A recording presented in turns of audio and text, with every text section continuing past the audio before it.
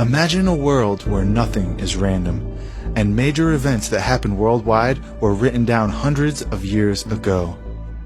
What you're about to hear was recorded in 1967, and it perfectly describes the world we live in today.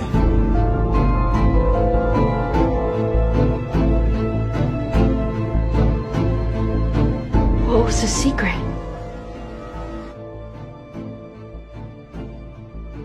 The all-seeing eye, symbols of the guardians of the treasure.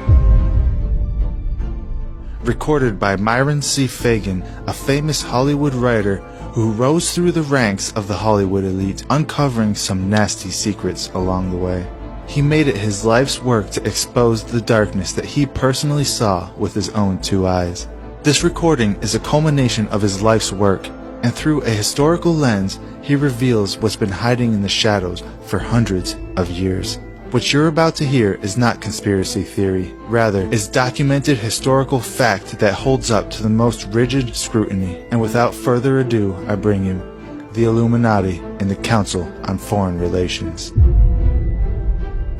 The question of how and why the Illuminati is the crux of the great conspiracy to destroy the sovereignty of the United States and the enslavement of the American people within a UN one-world dictatorship is a complete and unknown mystery to the vast majority of the American people.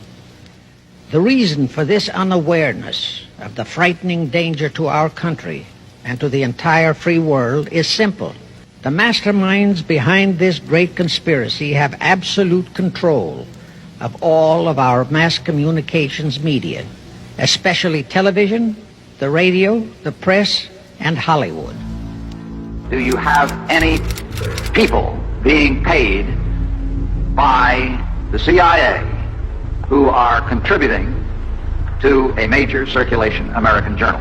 We do have people who submit pieces to two American journals. Do you have any people paid by the CIA who are working for television networks? This, I think, gets into the kind of getting into the details, Mr. Chairman, that I'd like to get into in executive session. Do you have any people being paid by the CIA who are contributing to the national news services, AP and UPI? Well, again, I think we're getting into the kind of detail, Mr. Chairman, that I'd prefer to handle in executive session.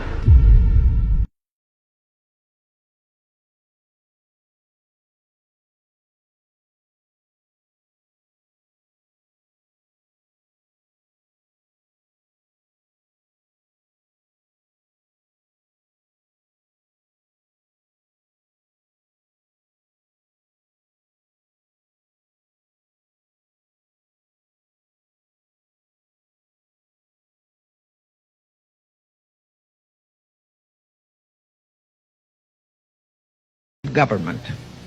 Let me clarify the meaning of the expression, he is a liberal. The enemy, meaning the one world conspirators, have seized upon that word liberal as a cover-up for their activities.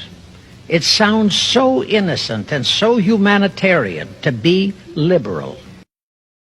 This satanic plot was launched back in the 1760s when it first came into existence under the name of the Illuminati. This Illuminati was organized by one Adam Weishaupt, born a Jew, who was converted to Catholicism and became a Catholic priest, and then, at the behest of the then newly organized House of Rothschild, defected and organized the Illuminati. Naturally, the Rothschilds financed that operation. And every war since then, beginning with the French Revolution, has been promoted by the Illuminati operating under various names and guises. I say under various names and guises because after the Illuminati was exposed and became too notorious, Weishaupt and his co-conspirators began to operate under various other names. In the United States, immediately after World War I, they set up what they called the Council on Foreign Relations, commonly referred to as the CFR. And this CFR is actually the Illuminati in the United States. Perhaps the most vital directive in Weishaupt's plan was to obtain absolute control of the press, at that time the only mass communications media, to distribute information to the public, so that all news and information could be slanted, so that the masses could be convinced that a one-world government is the only solution to our many and varied problems. Now do you know who owns and controls our mass communications media? I'll tell you, practically all the movie lots in Hollywood is owned by the Lehmans, Kuhn Loeb and Company, Goldman Sachs, and other internationalist bankers. All the national radio and TV channels in the nation are owned and controlled by those same internationalist bankers. The same is true of every chain of metropolitan newspapers and magazines, also of the press wire services, such as Associated Press, United Press International, etc. The supposed heads of all those media are merely the fronts for the internationalist bankers, who in turn compose the hierarchy of the CFR, today's Illuminati in America. Now can you understand why the Pentagon's press agent Sylvester so brazenly proclaimed that the government has the right to lie to the people? What he really meant was that our CFR-controlled government had the power to lie to and be believed by the brainwashed American people. And let's again go back to the first days of the Illuminati.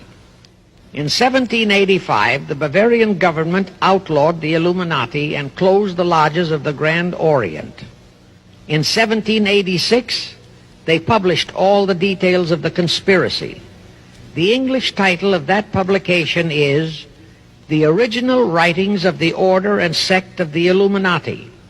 Copies of the entire conspiracy were sent to all the heads of church and state in Europe. But the power of the Illuminati, which was actually the power of the Rothschilds, was so great that this warning was ignored. Nevertheless, Illuminati became a dirty word, and it went underground.